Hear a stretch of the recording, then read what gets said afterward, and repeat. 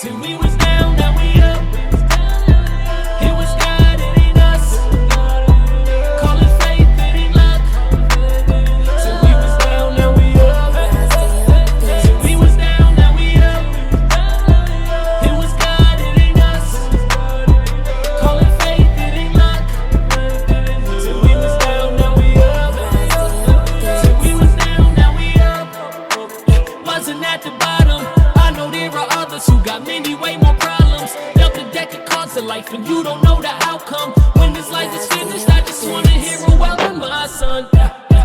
Bless him every day. I ain't got a problem knowing God will make a way. And this time was perfect, so I know he never late. Homie, that ain't up for no debate. So we say that we up. It was God, it ain't us. Call it faith, it ain't luck.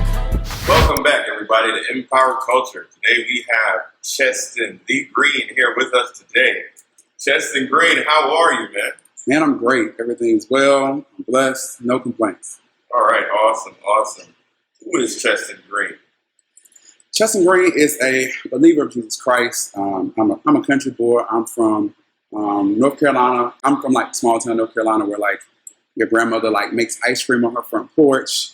We eat watermelon and fried chicken. I'm from a small place, but I'm a church guy. I love God. I love His people, and I love doing things that impact not just the kingdom but the culture as well. So that's who I am. Said you're from the South. Where do you draw your inspiration from? So I'm from the South. And, in the South, everybody thinks of like warm hospitality. You think of church. You think of family. You think of friends. You think of love. So I draw my inspiration from those things. My grandfather was a quartet singer. He had several groups that he sang a part of. My whole family sings. Family functions are always ending with like song or prayer. And so for me, it's really like, taking those moments and like finding ways to put those in songs, whether it's doing something contemporary with some type of old school feel to it, or even it's drawn from the inspiration of like growing up in the South. I remember riding in the car with my dad or with my mom and driving through the country. And you see all these trees, and I would literally admire the beauty and the awesomeness of God because of the trees that I saw. Or as a family, we would go on vacations to the mountains, and so I draw inspiration from that. So I definitely bring my Southern roots with me everywhere I go in my inspiration. All right, and in your opinion, from your Southern roots, why is ending racism such a debate? I think people hold on to the traditions that they hold dear, no matter what your traditional background is. So oftentimes it's challenging because people have gotten so used to doing something although it's wrong. And so I grew up in a place where it wasn't uncommon to be called a nigger. It wasn't uncommon to be called out of my name or to be called black because of my skin.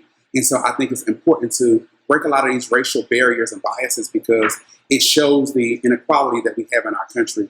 I think people forget that slaves were not brought here as human beings, but as property.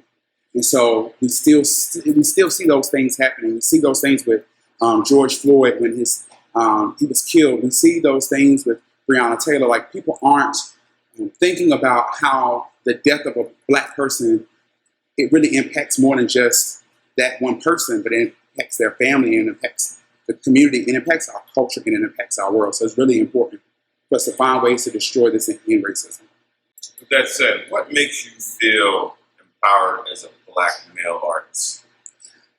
I grew up from strong roots. I mean, when I was a kid, my dad, I'll never forget, I was a Cub Scout. And so one of the projects that you had was to build a boxcar. So when you built this boxcar, it was, you get to do two, and you're trying to race them, but you get to decorate them how you want. And I remember my dad asking me how I wanted to decorate my boxcars. And so I had already made up my mind I was going to do a blue one, I was going to do maybe a yellow one. And so he tells me we can do blue and yellow on one car, but one of these cars is going to be black, green, and red. I didn't understand it at first, and he sat down with me. I think I was about 6. He gave me this whole history lesson about the African flag colors, and these are the things that really started ingraining this pride in being an African American for me. And so, all that being said, it's just all those type of powerful, impactful things have inspired me. I look at Dr. King and the changes he made. I look at Malcolm X. I look at Marcus Garvey. I look at different people of that stature. I even look at people like Kirk Franklin and Lecrae and truth, different artists who've made headway in the music industry and have really went upstream in a sense against the status quo, specifically when it speaks of gospel music. So I try to use those things, use their stories, their thoughts to empower me to do what I do as a Black creative, as a Black urban gospel artist. Awesome. And on to everyone's favorite question. Give us your top 5 greatest artists of all time. Woo! Okay. So I have to pull from my bag of inspiration. The people that I listen to in my top 5 would definitely be Donny Hathaway, Kurt Franklin, the Clark sisters are all things Clark Sheard. I would have to say Usher. And then I think to top it off, I would want to say,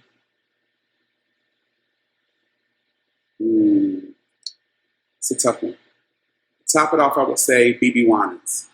That's a good combination of artists. And wait, I want to throw in a bonus. I want to say Tupac. All right, that was an interesting answer with your bonus answer on Mr.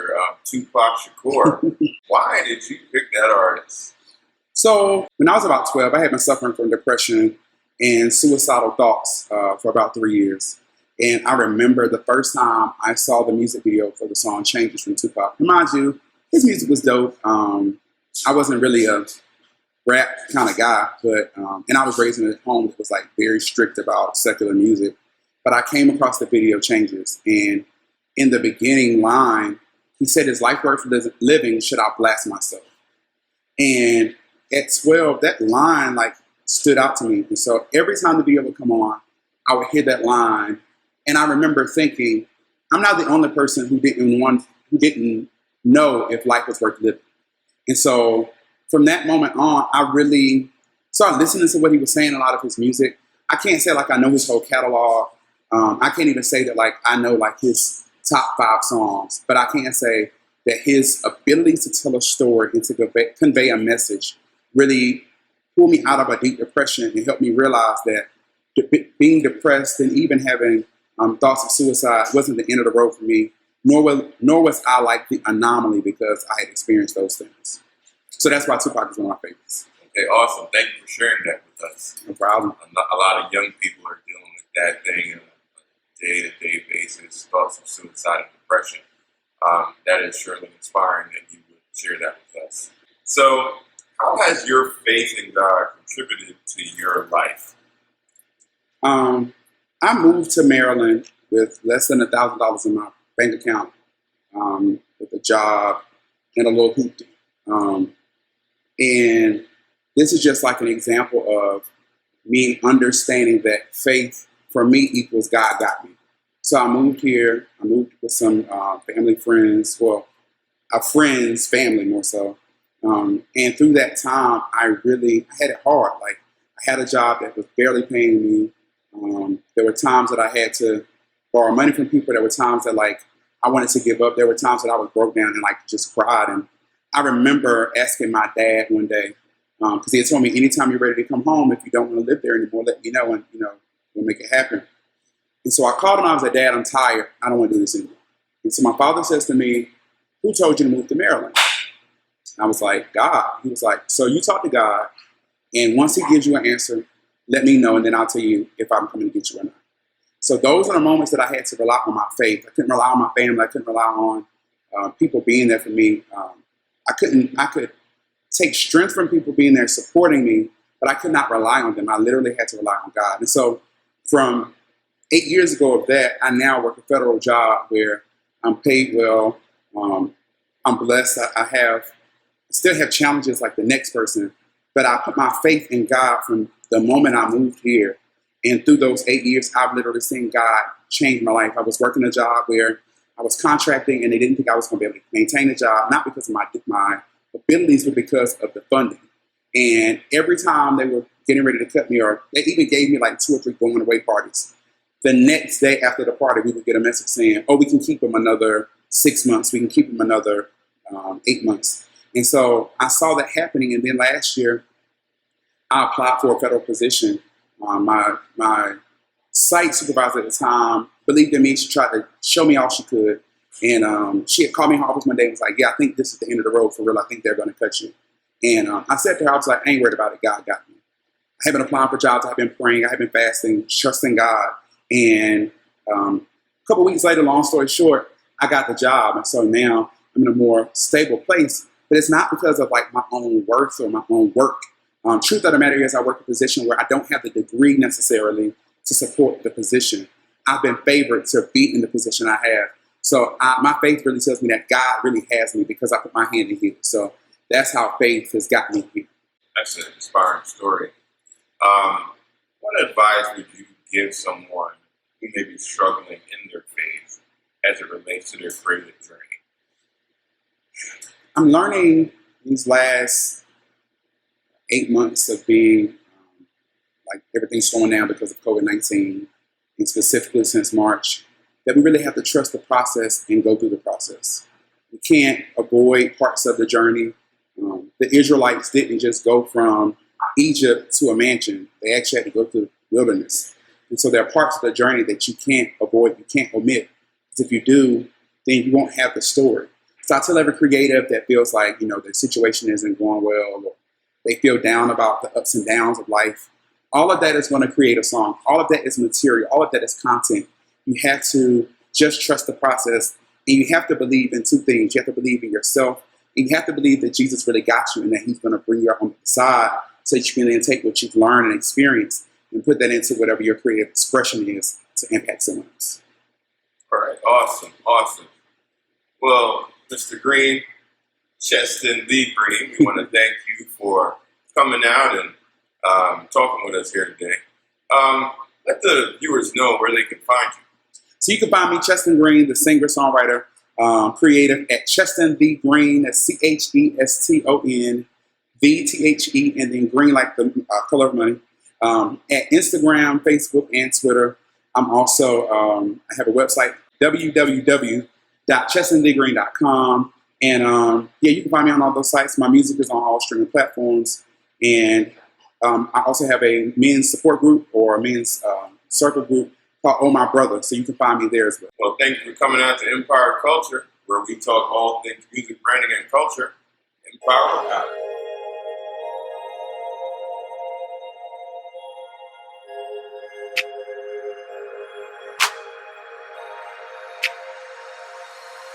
Sometimes in life gets so dreary, can't tell the test from the storm.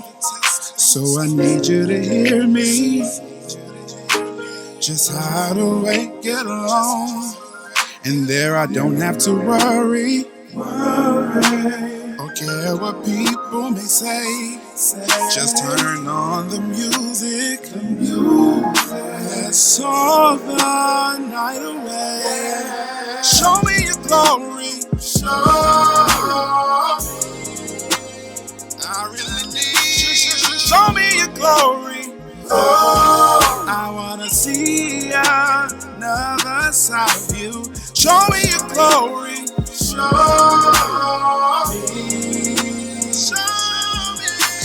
Show me your glory. I wanna see another side. Why don't you stay a while? I got so much that I wanna say. Your love is my therapy. Come talk to me. But you already paid the copay. Holy Spirit, catch me. I'm trusting you won't let me fall. Let the healing happen. Take him as you answer house calls. Show me your glory. I really need. Show me your glory. I wanna see another side of you. Show me your glory.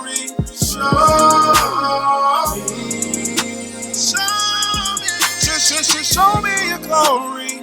I wanna see another side. Lay your hands on me.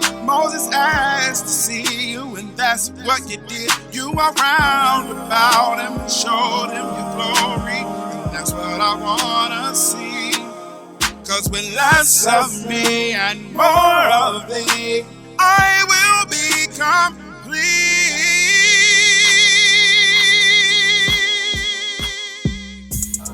We want the weight of your glory.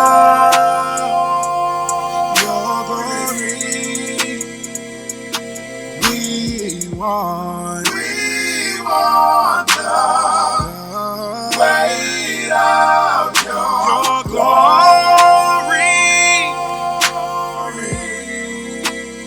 We really want it, yeah. We want the weight of your glory.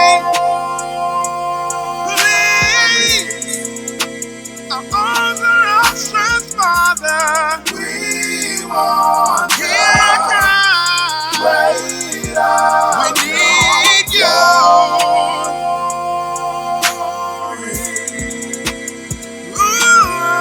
Your splendor, presence, Shekinah, glory, your splendor, your presence, Shekinah, glory, splendor, presence, Shekinah, glory, your splendor, your presence, Shekinah, asking you, we want your splendor, your power, Lord, and your glory, Lord.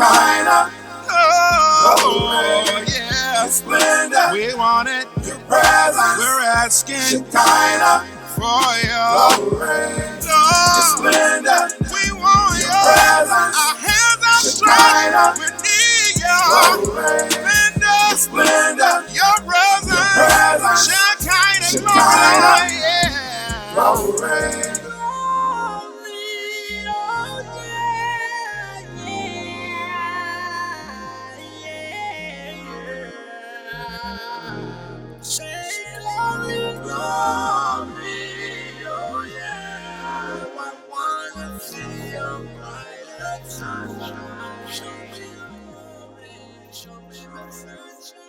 Lord, you made me. You know who I am. Lord, you made me. You know who I am. Lord, you made me. You know who I am. Lord, you made me. You know who I am. Dirty, worthless, and grotesque in nature. Sin was my mother, blame was my blanket, wrapped in guilt and fear. And out of nowhere, the Creator appeared. He began to break the band so subtle, erased the damage and cleaned up the rubble. Reframed my thinking, changed my mind, outlined in grace, my image is defined. You know who I am, eh? You made me this way. This is who I am, this is who I be. This is who I am, my identity. This is who I am, this is who I be. This is who I am, my identity. Loving who I've become, I've been set free by God's Son. He took away my wrongs and made me right, yeah. Pulled me fresh out of darkness and pushed me in the light, that's right. Created just to be who He sees. No tricks, no gimmicks, this is a mission. Where would I be without the Lord on my side? Yes, you do. You made me this way. Sing it one more time, yeah, yeah, yeah.